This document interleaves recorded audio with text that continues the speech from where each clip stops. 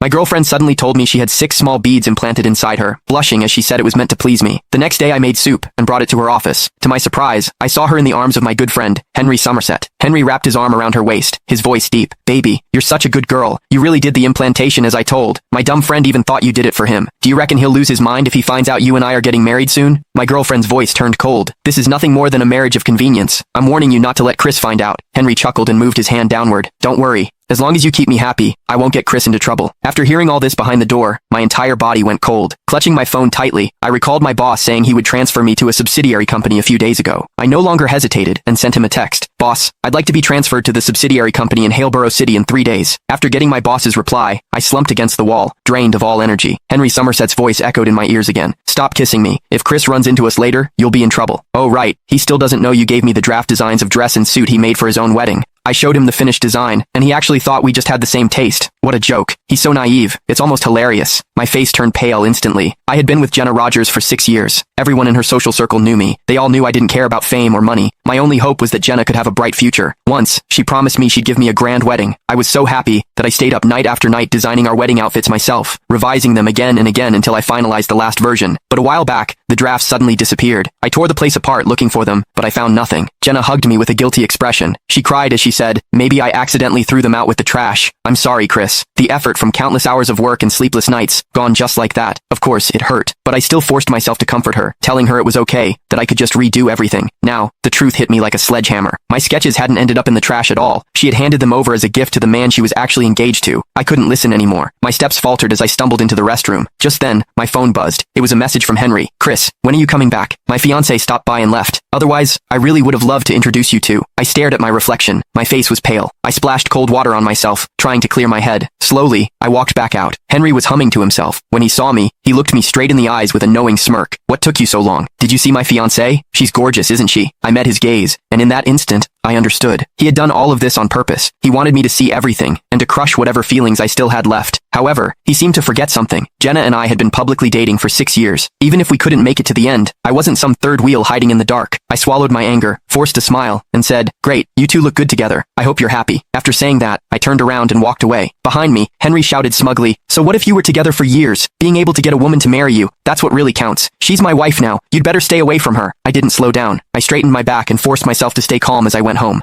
Jenna got there before me. When she saw me come in, she immediately smiled and opened her arms like she always did. "Honey, you're home." I instinctively stepped aside. Her arms froze in midair, surprise flashing across her face. I glanced at the skirt she was wearing. It wasn't the one she had worn when she left that morning. "Looks like you changed your skirt." The confusion in Jenna's